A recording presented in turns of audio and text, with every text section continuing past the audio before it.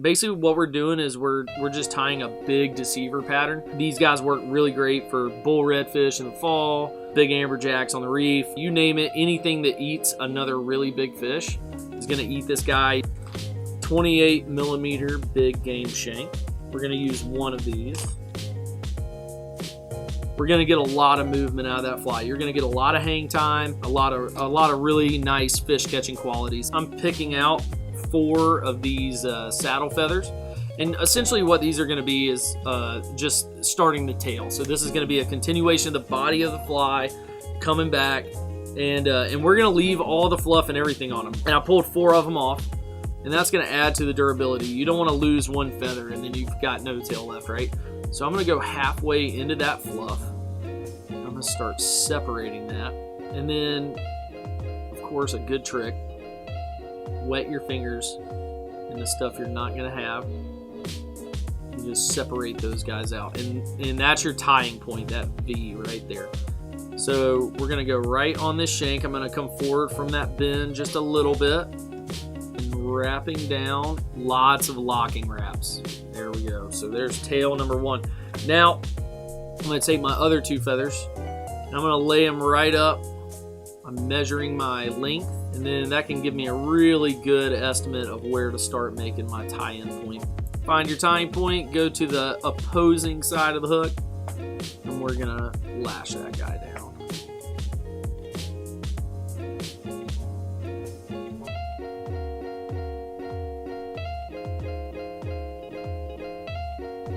We're going to incorporate some of this Chocolate's Game Changer chenille. We're going to use this as a body filler, and then we'll be using Chocolate's body tubing.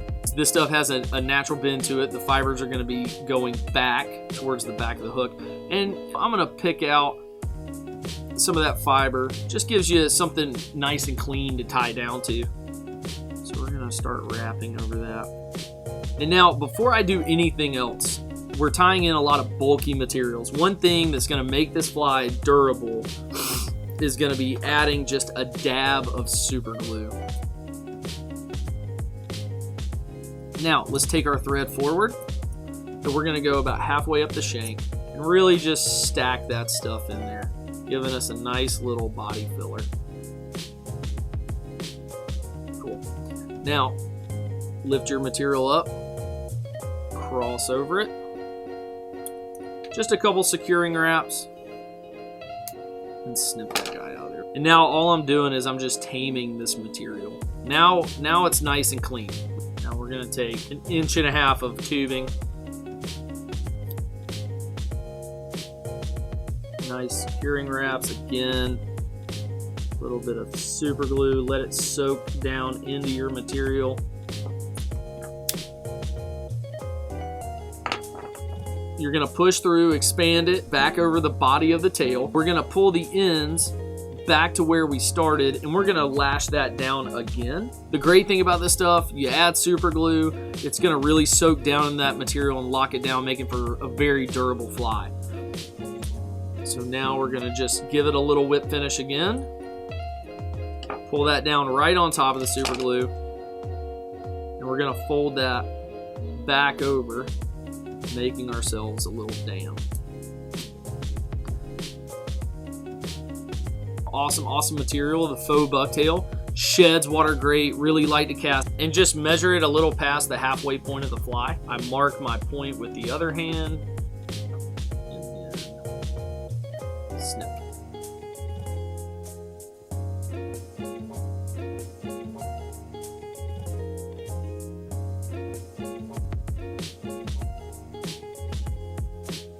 It's going to push a lot of water. And measure it out about the same.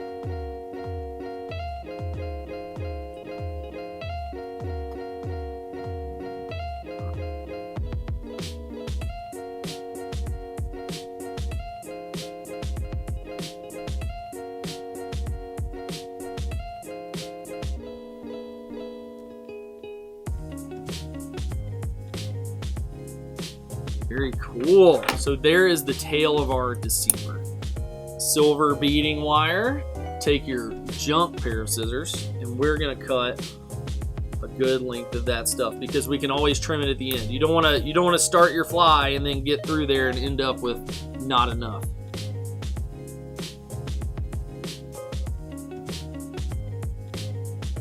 I'm going to take 3 glass beads. Now I'm going to line up our 30-pound wire. And this is going to do a couple things. It's going to add just a little bit of weight to the fly, and it's going to add a little more movement and also prevent your fly from fouling so much. And it's going to space it out so we can use a little bit longer fibers on the front side of the fly. Cool, now we take our 4/0 tarpon hook. The way that I like to do my wire attachments is I'm going to lay my thread base down. I'm going to go back almost to the bend of the hook. Then I'm going to gauge my wire here and hang that off just a little bit. And then I'm going to loosely wrap that all the way up to the eye over the wire. And now, just to make it a redundant system so it's not going to pull out, I'm going to go down through, bring it back and pulling it tightly so you still have the room in the eye of the hook to tie on some heavy line up to, 30-40 pound test, whatever you decide to use. And then wrap back over it, taking your junk scissors or super glue.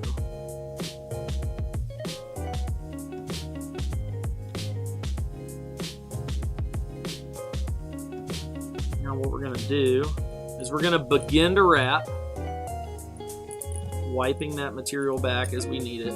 Now what we're going to do is we're going to cross over and we're going to stop for a second. We're going to wind back over that just a bit, cleaning those fibers up. Now, more of this. So I'm going to pick off 2 and then 2. So we're going to make our V, our tie-in point, wipe some of that material back. Now we're going to take our other 2, flip it over so that splay is out.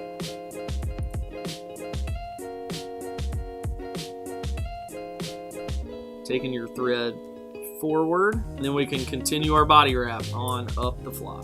There we go. Now, make sure we leave room.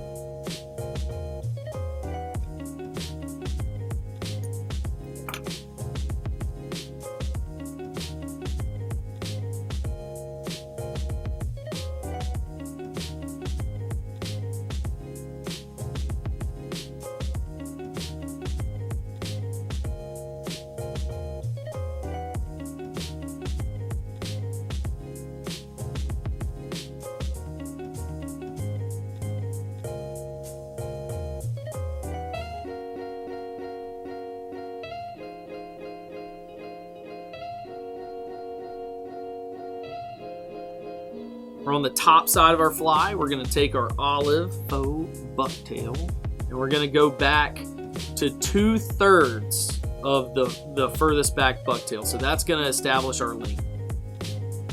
Now with the material in hand, I'm going to start my thread again, and we're going to come just up away from that dam and make a small nub of thread there. So the goal is hopefully that's gonna give us a place to really seat that bucktail, that faux bucktail into.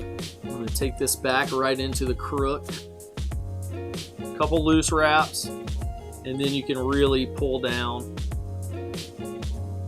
and lock your material in. And now what I'm doing is I'm just using a technique, since this is not completely locked in, I'm just using a technique to sort of even out these fibers, and I'm just sort of rolling the fibers under the thread with my thumb, making sure they're all nice and even. And then I'll take that back once I get them where we want. Okay, again, super glue. We want durable flies.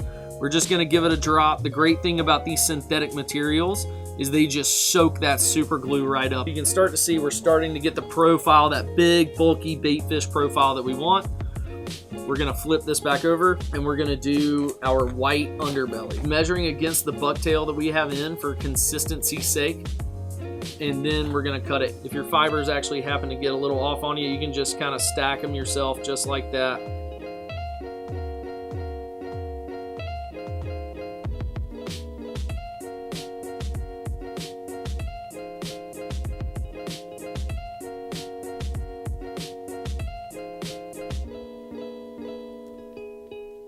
Now, let's add some awesome eyes and a head just to add a little more swimming motion to this. Putting our fish mask on, I'm gonna slide back.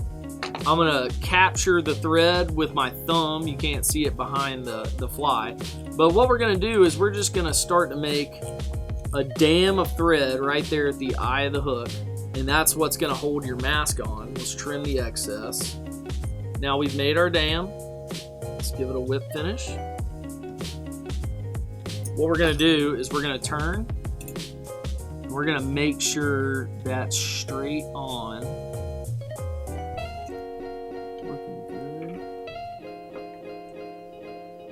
And again, super glue. And let that just soak in there.